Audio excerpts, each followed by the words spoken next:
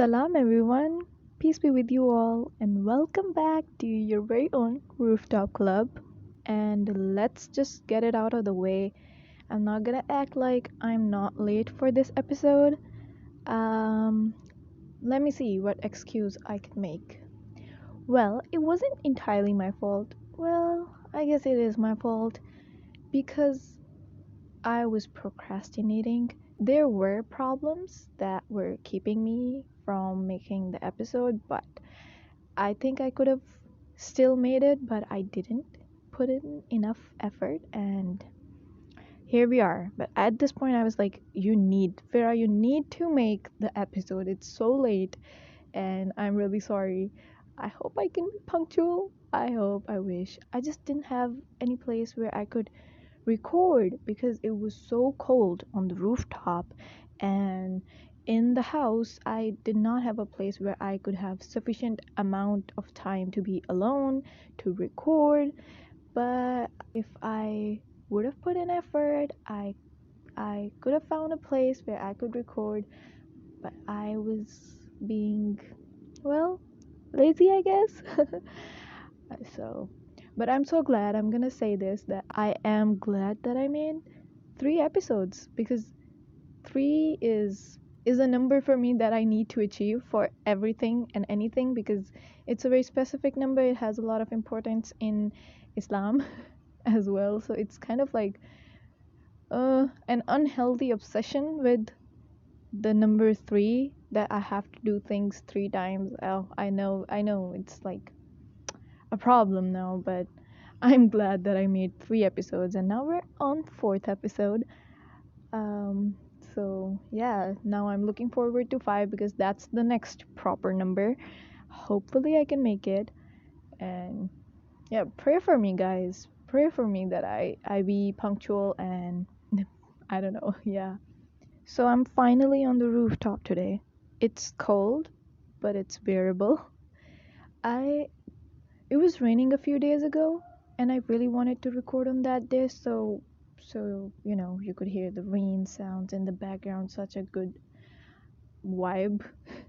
I was gonna say ambience, but I'm not sure how to pronounce that word, even though I have listened to it so many times. Like, I've searched how to pronounce ambience, and still I'm confused because some people say it ambience, and then some people say it ambiance, and some people say it ambiance. So I stay away from this word. I only write it, not use it, and the amount of times I've already said it is giving me some anxiety because I have said it in so many different ways. So yeah, I wanted you guys to listen to the rain sounds in the background, but I did record the rain sounds, and I'm gonna play it for the next some amount of this episode so you can enjoy. Well, we can create a fictional world. My rooftop shenanigans is all about creating some fantasy world for myself, so I'm gonna create it for you as well. So let's see. Oh my god, it's raining!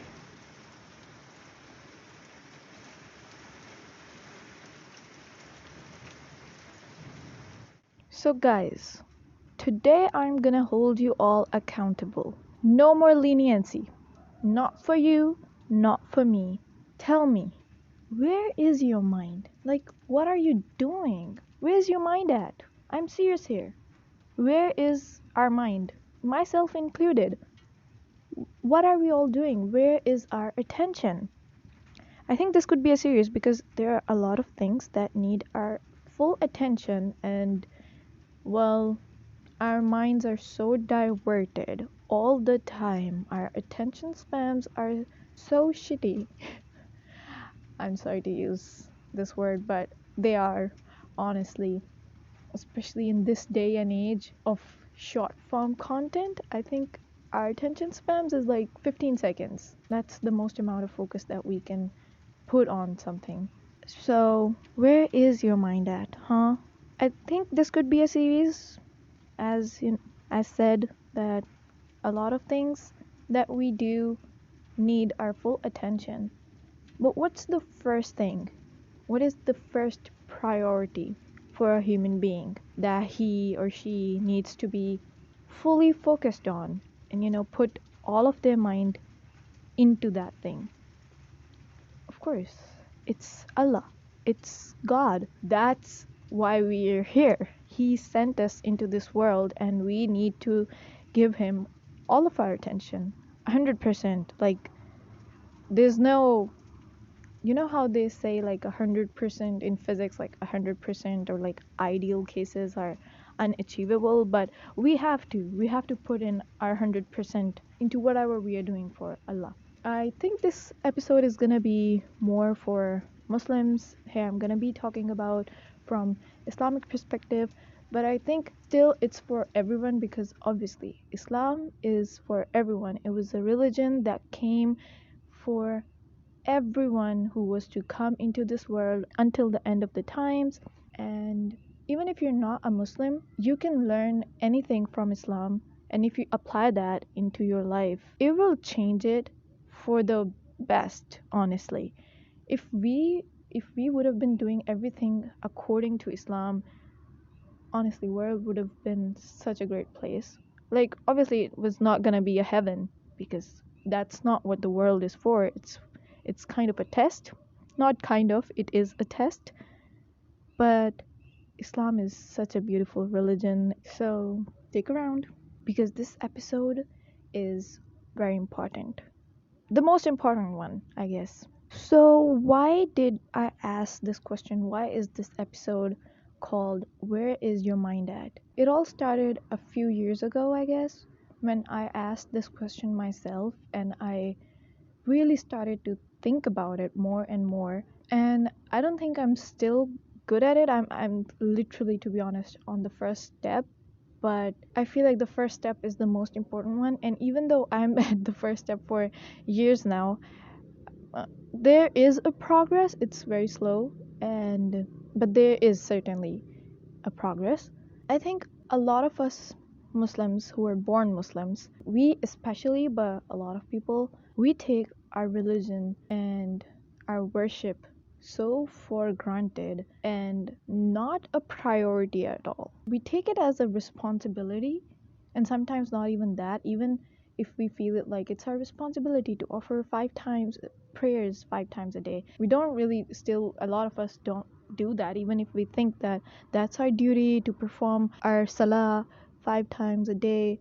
We still don't pray 5 times a day. A lot of us, I know. I mean, some people are very good with their prayers, and honestly, I learn a lot from them.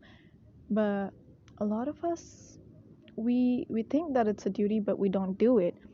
But the thing is, it is a duty. We should not take it as something that, we have to do this. Like, we shouldn't feel tired thinking about it. And when we think of it as just like a task, a responsibility, it loses its essence for us. And I think for a lot of us, the prayers have lost their essence. We just offer our prayers and that's it. There's nothing more to it. There's nothing less. We just offer our prayers. End of story. And that's not right. It shouldn't be this way. I think I started thinking about it because a few years ago I was I offered my prayer and then I was making my dua. I had so much I wanted to ask God for, but I didn't ask for it because I was just like so numb and tired, I guess, that I put up my hands and asked for some things, generically, and that was it. And from there on, I think that was the point. I do remember that day, and I remember from there on, all my duas, most of my duas were like empty. Even if I was asking for something, I was just saying words. I wasn't feeling anything, I wasn't putting my heart into it. And I think I talked to a few of my friends about this, and that's when I realized that how much, for a lot of us, the prayers that we offer, the worship that we do has lost its spirit, has is lifeless, to be honest. We're just doing it like robots. When it is something, worship is something that we do for God, we do for Allah, but it's honestly for us, for our betterment, for us to get something out of it. The worst part is when we do it and still we don't do it right. If you're not doing it, of course that's really bad. But if you're doing it and you're still not doing it right, then what's the point? And I'm not saying that this is the right way or wrong way, or it won't have any effect. It would, but since we're already doing it, why not do it in the best way that we could, which is not even that hard. We don't have to do anything extra for it. We just have to be mindful about it. And we really have to just put all our thoughts and all our spirits into it while we are in the act. I want us all to think about when we offer our salah. Close your eyes and think about it. What memory do we have of when we are engaged in offering our salah? Most of us, if not all of us, are just thinking about all the other things of our life when we are offering prayer, because we've like crammed all the surahs and we're just saying them without even thinking about them, without even realizing what is coming out of our mouth, and our brains are in all the other places except for that one act that we are engaging in. Our mind is everywhere. Our mind is traveling the world. Our mind is traveling the possibilities of all the situations in our life. And if not this extravagant, we are just thinking about what we're going to do after we are done with the salah. And we're not even thinking about what our mouths are uttering. We are reciting the surahs. We are reciting the names of God. We are saying thank you to God. We are sending durood upon Prophet sallallahu alaihi wasallam, but we are not even thinking about it. Our lips are just uttering these ayahs and all the things that we say during our prayer, and we are not even acknowledging them. How sad and how much of a waste in a way is it? Like we're sort of wasting a good thing that we are doing because we're not even paying attention to what we're saying, to what we're doing. And honestly, that's so sad. And I know myself as well. I do it.